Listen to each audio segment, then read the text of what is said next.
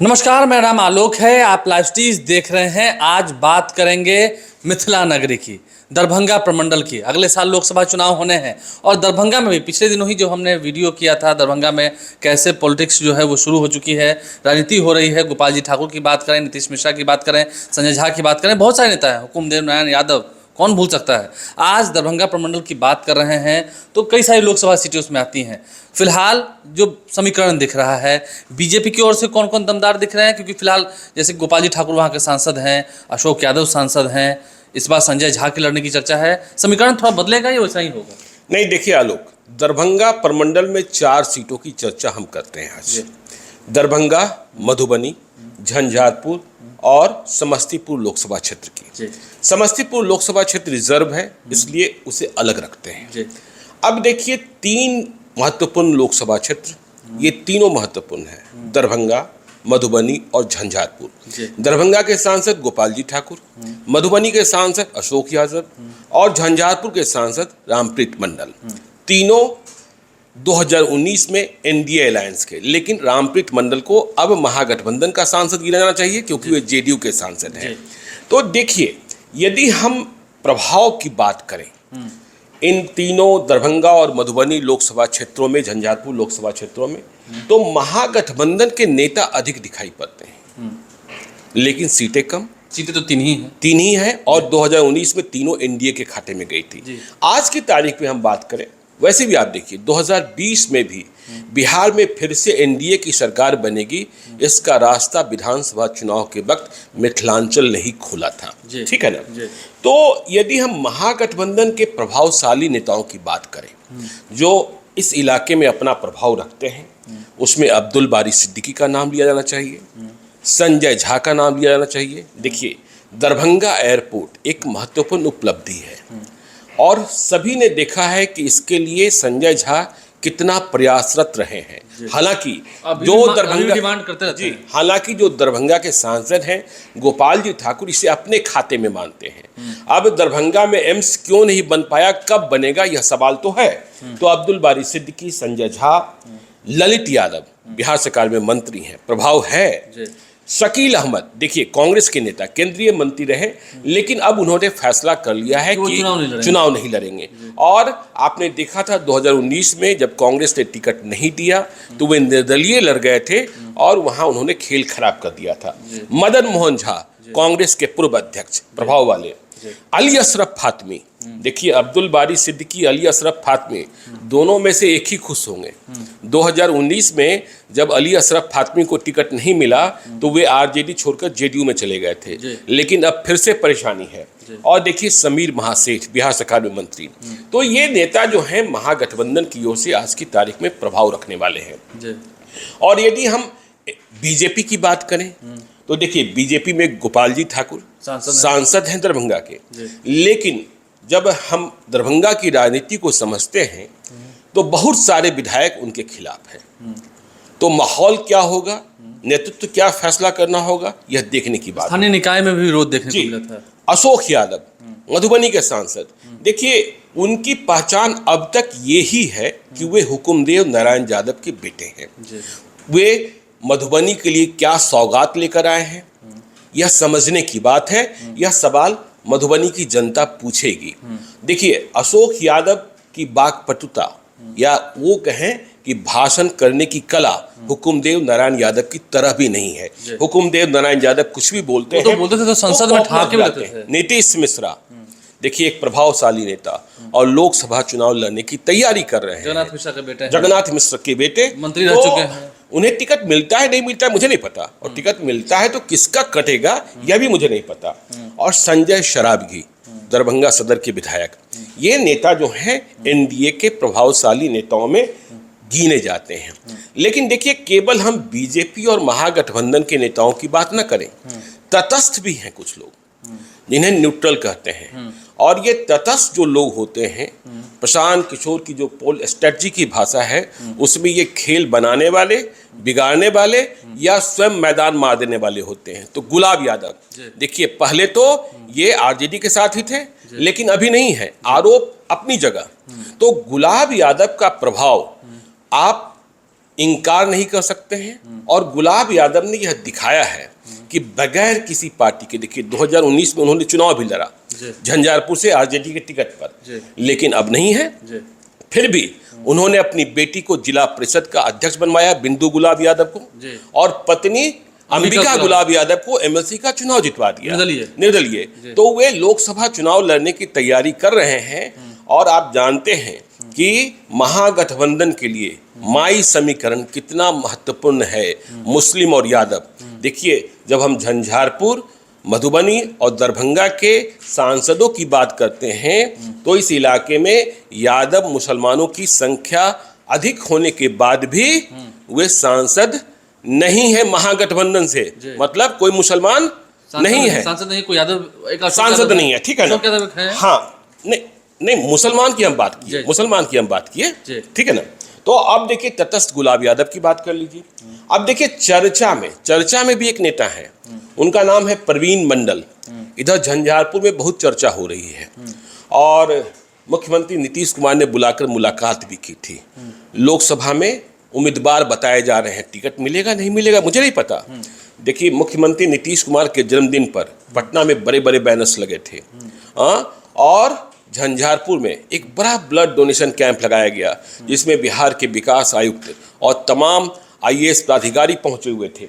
और इनकी पत्नी जो है ममता मंडल, वह पंचायत समिति की सदस्य हैं और इधर लगातार एक्टिव हैं और चर्चाएं बहुत तेज हैं, पढ़े लिखे हैं, तो उनकी बात भी।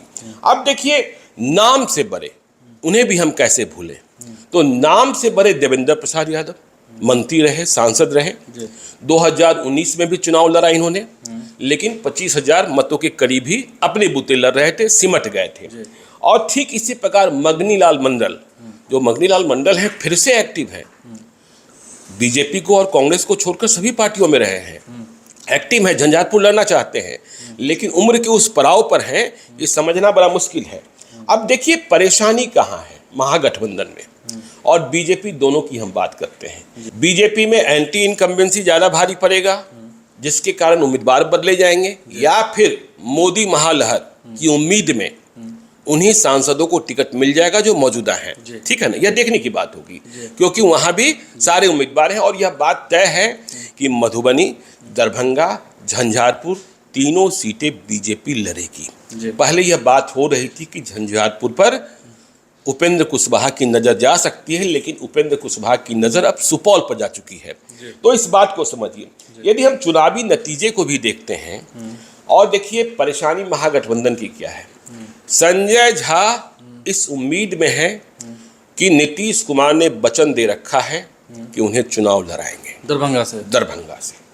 तो संजय झा दरभंगा से जेडीयू के उम्मीदवार होंगे महागठबंधन में 2014 में भी लड़े थे, तीसरे स्थान पर रहे थे, 2019 भी लड़ना चाहते थे, लेकिन सीट चली गई बीजेपी के खाते, जिसके कारण वे लंबे अरसे तक मायूस भी रहे।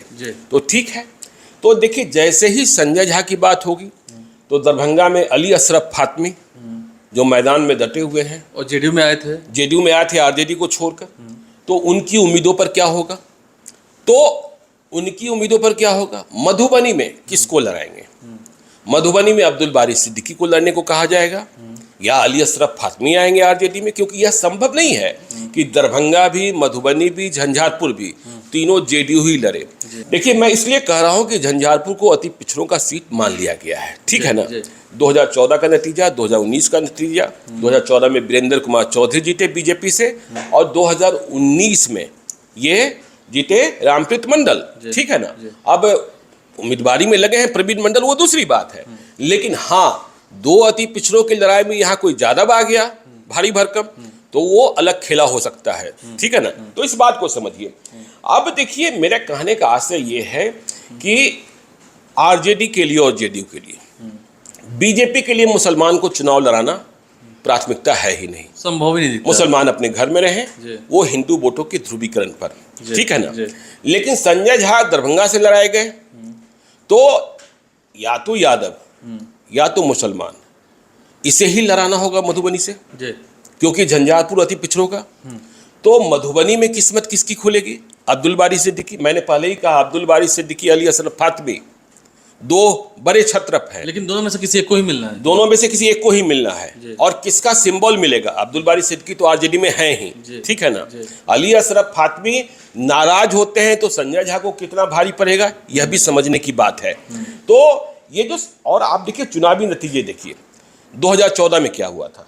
दरभंगा में कीर्ति आजाद का घर नहीं था, दरभंगा है भी नहीं, बीजेपी के उम्मीदवार बनकर आए और चुनाव जीत गए 3,14,949 मत लाकर। अली अशरफ फातमी तब आरजेडी में थे, 2,79,906 मत लाकर चुनाव हार गए थे। संजय कुमार झा जेडीयू के कैंडिडेट थे 2014 में, जेडीयू बिल्कुल अलग लड़ रहा था, 1,04,494 मत। तो आप ये कह सकते हैं कि वहां बीजेपी ने अपने आधार वोट पर बाजी मार ली। अब देखिए मधुबनी में क्या हुआ था 2014 में। मधुबनी में हुकुमदेव नारायण यादव बीजेपी के 3,58,040 मत लाकर चुनाव जीत गए। अब्दुल बारी सिद्दीकी 3,37,505 मत लाकर चुनाव हार गए थे। और जेडीयू के प्रोफेसर गुलाम गौस 56,392 मत लाकर चुनाव में तीसरे स्थान पर रहे थे। 21,000 से जीत हार हुई थी और गुलाम गौस 56,000 मत। झंझारपुर में वीरेंद्र कुमार चौधरी बीजेपी वाले 3,35,481 मत। मगनी लाल मंडल आरजेडी में थे 2,80,073 और देवेंद्र प्रसाद यादव तब जेडीयू में थे, अब आरजेडी में हैं, 1,83,591। 2019 के नतीजे को भी समझिए, समझना आसान होगा। दरभंगा में कीर्ति आजाद को टिकट नहीं मिला, गोपाल जी ठाकुर को टिकट मिला बीजेपी से, 5,86,668 मत लाकर चुनाव जीते। अब्दुल बारी सिद्दीकी 2014 में मधुबनी लड़ रहे थे, 2019 में दरभंगा आ गए, अली अशरफ फातमी को टिकट नहीं मिला, 3,18,689 मत लाकर चुनाव हार गए। मधुबनी 2019 अशोक यादव, हुकुमदेव नारायण यादव ने अपना उत्तराधिकारी अपने बेटे को बना दिया, तो अशोक यादव बीजेपी के 5,95,843 मत लाकर चुनाव जीत गए। और देखिए एक प्रयोग किया महागठबंधन, देखिए जब आरजेडी का महागठबंधन था, मधुबनी में कोई मजबूत उम्मीदवार नहीं मिल रहा था, ठीक है ना। देखिए आरजेडी को ब्राह्मणों के प्रति बहुत चिंता नहीं रहती है, जेडीयू को चिंता है कि मिथिलांचल में लड़ाना है। तो आरजेडी ने एक कोशिश की कि यह सीट हम वीआईपी को दे देते हैं। तो वीआईपी उनके साथ थी। हाँ, वीआईपी उनके साथ थी। तो वीआईपी ने एक बद्री कुमार पूर्वे को, बहुत कमजोर पहलवान थे, उन्हें मैदान में उतार दिया। शकील अहमद लड़ना चाहते थे लेकिन शकील अहमद को टिकट नहीं दिया गया, क्योंकि वही था कि दरभंगा में भी मुसलमान लड़ा रहे हैं, मधुबनी में भी मुसलमान कैसे लड़ाएंगे, ठीक है ना, और झंझारपुर में यादव लड़ा रहे हैं, तो वीआईपी को सीट दे दी गई। बद्री कुमार पूर्वे उम्मीदवार बन गए और बहुत बुरे तरीके से चुनाव हारे, 1,40,903 मत लाकर। और आपको सच बताएं, ये ऐसे पहलवान थे जिन्होंने चुनाव के 5-7 दिन पहले ही सरेंडर बोल दिया था। इनके पास इतने मक्खी चूस हो गए थे कि बूथ का खर्चा तक अपने कार्यकर्ताओं को नहीं दे रहे थे और मोबाइल बंद रहता था। वो तो अंतिम समय खर्चा देने के लिए मुकेश सहनी खुद पहुंच गए थे। शकील अहमद जो बागी बनकर चुनाव लड़े इंडिपेंडेंट, वो 1,31,530 मत ले आए थे। झंझारपुर 2019 रामप्रीत मंडल जेडीयू 6,02,391 मत लाकर चुनाव जीत गए थे। गुलाब यादव आरजेडी के कैंडिडेट थे, 2,79,440 मत आया था। और देवेंद्र प्रसाद यादव चौथे स्थान पर थे, 25,630 मत लाकर। मैं इसलिए कह रहा हूं कि चौथे स्थान पर थे क्योंकि इनसे ज़्यादा एक निर्दलीय उम्मीदवार को और वोट आ गया था। तो अब देखिए जो 2024 के हालात हैं महागठबंधन में, मुसलमान, यादव, अति पिछड़ा, ब्राह्मण में कोई एक नाराज होगा, क्योंकि सीटें तो 3 ही हैं। एक तो वो तो रिजर्व है समस्तीपुर जी, झंझारपुर, मधुबनी और दरभंगा, और 4 महत्वपूर्ण वोटर हैं। नीतीश कुमार अति पिछड़ा को नहीं छोड़ सकते हैं, आरजेडी यादव और मुसलमान को नहीं छोड़ सकती है, नीतीश कुमार को, संजय झा को भी चुनाव लड़ाना है, ब्राह्मण को जी। तो 4 ये जो प्रमुख जातियां हैं, इधर फैक्टर हैं, मुसलमान, यादव, अति पिछड़ा, ब्राह्मण में कोई एक नाराज होगा। बीजेपी तीनों सीटों पर चुनाव लड़ेगी। देखिए तो आरजेडी अब मुस्लिम को लड़ाती है कि यादव को लड़ाती है, देखना होगा, ठीक है ना। और देखना होगा इसमें गुलाब यादव की क्या भूमिका होती है। कहीं ऐसा तो नहीं कि न्यूट्रल वाली जो बात हम कह रहे थे कि कोई एक नया खेला हो जाए, कि गुलाब यादव तटस्थ हैं, मतलब रास्ते दोनों ओर खुले हुए हैं। लोकसभा सीट मधुबनी भी है और झंझारपुर भी है, ठीक है ना। अब प्रभाव भी है, बेटी को जिला परिषद का अध्यक्ष बनवा दिया, पत्नी को एमएलसी बनवा दिया, और सभी लोकसभा क्षेत्रों में जो वर्तमान सांसद हैं उनके खिलाफ क्या माहौल है, उनका रिपोर्ट कार्ड क्या है, चाहे रामप्रीत मंडल हो उनके बारे में जेडीयू देखेगा, उधर अशोक यादव और गोपाल जी ठाकुर का बीजेपी देखेगा। और इस बीच देखिए, जब टिकट की रेस की चर्चा होगी, देखिए आज प्रवीण मंडल की चर्चा इसलिए हमने कर दी क्योंकि उधर लगातार वे घूम रहे हैं और पटना के दरवाजे तक पहुंच गए हैं, ठीक है ना। टिकट का दरवाजा और बड़ा है, जब टिकटों की रेस की हम चर्चा करेंगे तो और विस्तार से बताएंगे। लेकिन हाँ, कंफ्यूजन दोनों ही ओर है, महागठबंधन की ओर भी है और एनडीए की ओर भी है। देखना होगा किसके किस्मत का ताला खुलेगा, और किसी एक को तो नाराज होना है। हाँ, किसका टिकट कटेगा, किसी एक जाति को तो नाराज होना ही है। मैंने कहा ना, किसका टिकट कटेगा, किसका बचेगा, किसको मिलेगा, यह देखने की बात होगी। कौन जीतेगा कौन हारेगा ये तो बात अलग है। लेकिन युद्ध जब होगा और युद्ध के मैदान में जब हाथ खींचे जाएंगे, जो नाराज होंगे उन्हें कैसे मनाया जाएगा, ये तमाम बातें होंगी।